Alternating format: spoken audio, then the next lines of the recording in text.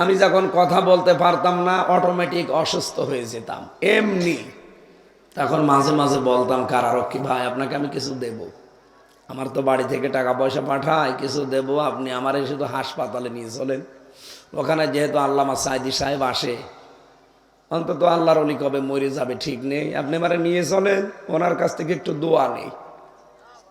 দেখা হয়েছিল 10 মিনিটের জন্য, তারপরে শুনলাম যে মারা গেছে। কারণ ওখান তো একদিনের সংবাদ একদিনে যায় না, পরের দিন যায়। আল্লাহর অলি মাথায় হাত দিয়ে একবার দোয়া করেছিল 10 মিনিট। আমার মনে হচ্ছে এখনো হাতটা আমার মাথার উপরে লেগে আছে।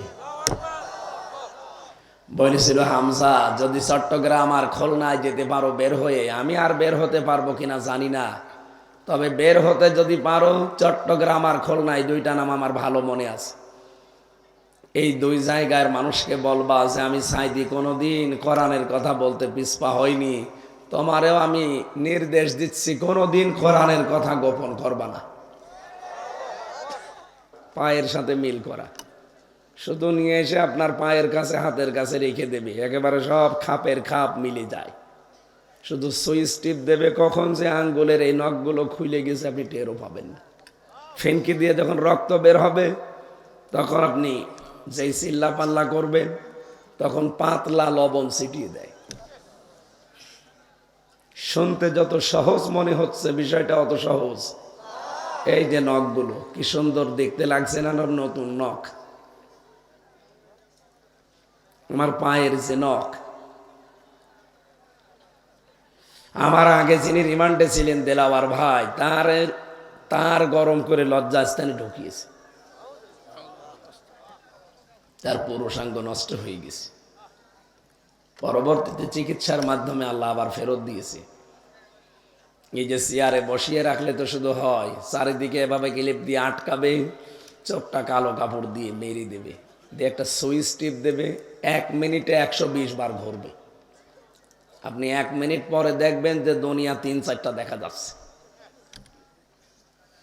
আপনি হাসতেছেন, বাস্তবতা কত কঠিন আপনি টের পান। এই যে আর শরীর আমার ভালো হয় না, 3টা বছর ওরা আমার জেলে রাখে না, জেলের ভেতরে জেল, তার নাম সেল, এর ভেতরে আবার আরাক সেল, তার নাম ফাঁসির কন্ডেম সেল, ওই জায়গায় রেখেছিল। যোগাযোগ করতে দেয়নি 3 বছর। আমি জানিও না যে আমার দাদা মরে গেছে। 15 দিন পরে এক কারারক্ষী যে বলছে আপনার কোন বুড়ো যেন মরে গেছে।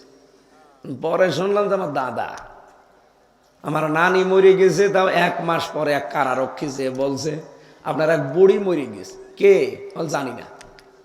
পরে আমারে কোর্টে তুললো 6 মাস পরে একদিন শুনলাম আমার নানি নেই, আমার চাচা তো ভাই নেই, এক শালা নেই। কত মানুষ যে বিদায় নিয়েছে আমি জানি না। এত কিছু এই শরীরের ওপরে গেছে, খাওয়া দাওয়া তো দিতই না। আমার যে ডায়াবেটিস হয়েছে এই কারণে, কারণ খাওয়া দাওয়ার কোনো নিয়ম নীতি ছিল না, যা ছিল ও খাবার খাওয়া যায়। সকালবেলা কয়েকটা পচা ছোলা দিয়ে যেত, আর দুপুরবেলা 1 মুঠ ভাত দিত, তা মনে হচ্ছে কেউ মাখিয়ে দিয়েছে।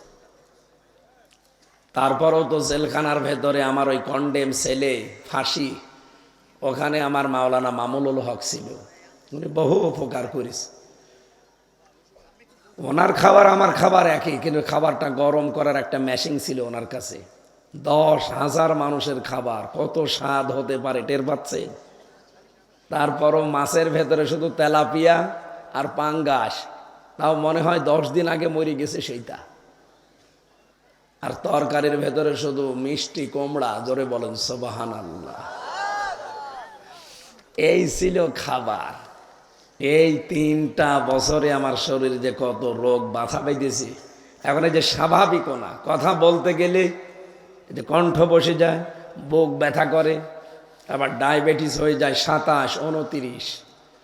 এই জন্য ডাক্তাররা বারবার বলছে 10টার পরে আর জেগে থাকবেন না, তাহলে মাথার এই সাইড ড্যামেজ হয়ে যাবে। একবার রংপুরে ড্যামেজ হয়েই গিয়েছিল, আপনারা দেখেননি ভিডিওতে। আমি 3 বছর ওই ফাঁসির কন্ডেম সেলে, কেউ আমার সাথে কথা বলেনি। কারণ যারা কারারক্ষী দায়িত্বে আসতো ওদের সাথে কথা বলা না বলা সমান। দেবদুলাল, সুব্রত বালা, অসিত কুমার, সঞ্জয় দত্ত, এর সাথে কি কথা বলবেন? ও আল্লাহ রসুলই বিশ্বাস করে না, আর হামজা তো ওর কাছে কিছুই না। এরপরে সিসি ক্যামেরা দেওয়া, ফাঁসির কন্ডেম সেল, 24 ঘন্টা তালা লাগানো। কি করেছিলাম আমি? আমি কি মার্ডার মামলার আসামি? আমি জেনার মামলার আসামি? বলেন কি? কোরআনের কথাগুলো বলতাম, এই আমার অপরাধ, তাই বলে আপনি এত কষ্ট দেবেন? আর তারপরও যদি মুসলমান কারারক্ষী দিতে হতে মনের দু একটা কথা বলতে পারতাম। দেয় সব হিন্দু। একদিন বললাম যে ভাই 24 ঘন্টায় তো তালা লাগিয়ে রাখে, একটা বই এনে দেন একটু পড়ি। ও বাবা, নিয়ে এসে দিল বঙ্গবন্ধুর আত্মজীবনী। ও ছাতা পড়ে আমি করবো কি? পরের দিন বললাম যে এই বই না, আর একটা ভালো বই দিন।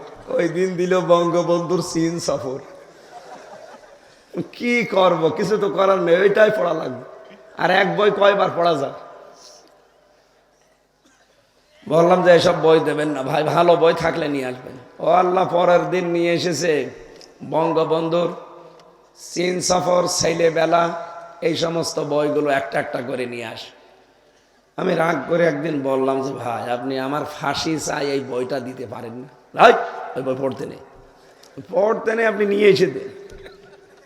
আমি মেজর ডালিম বলছি এই বইটা একটু নিয়ে এসে দিন। বলছে না, এসব বই দেওয়া যাবে না, এসব বই বাজারে চলে না। আমি বললাম আপনি কালকে থেকে আর না এসে অন্তত একটা মুসলমান কারারক্ষী পাঠিয়ে।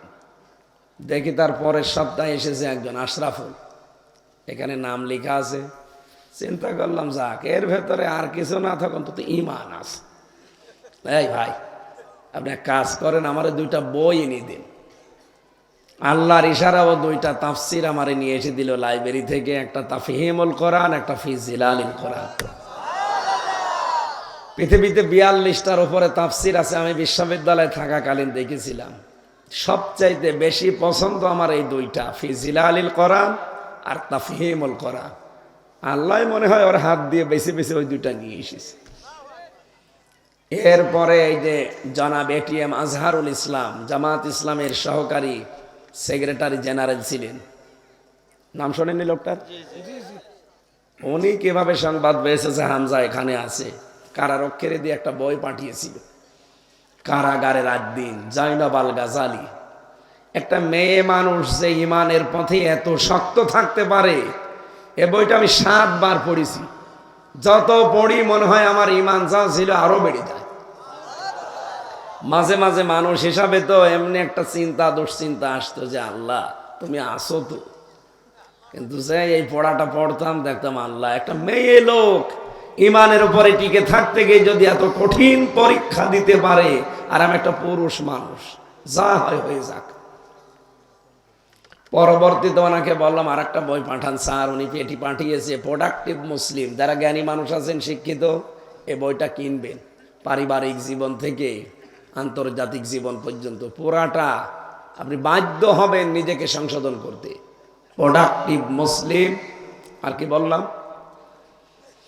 কারাগারে রাত দিন, কিভাবে একটা মেয়ে লোকের যে কেটেছে 24 ঘন্টা, তিনিও আমার মতো ফাঁসির কন্ডেম ছেলে ছিলেন। কিছুদিন আগে ডক্টর হাফেজা আফিয়া সিদ্দিকা, আমার এক মুসলিম বোন, আমেরিকার কারাগার থেকে ছাড়া পেয়েছে। এই মহিলাটা ইমানের ওপরে টিকে থাকতে গিয়ে যে কি করেছে আপনি আশ্চর্য হয়ে যাবেন। প্রতিদিন 8 থেকে 10 জন করে হায়েনারা তাকে ধর্ষণ করত, প্রত্যেক দিন।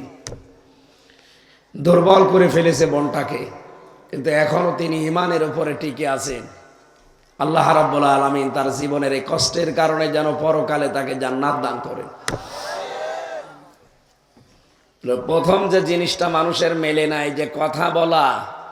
আমি যখন কথা বলতে পারতাম না, অটোমেটিক অসুস্থ হয়ে যেতাম এমনি। তখন মাঝে মাঝে বলতাম কারারক্ষী ভাই, আপনাকে আমি কিছু দেব, আমার তো বাড়ি থেকে টাকা পয়সা পাঠায়, কিছু দেব, আপনি আমারে শুধু হাসপাতালে নিয়ে চলেন।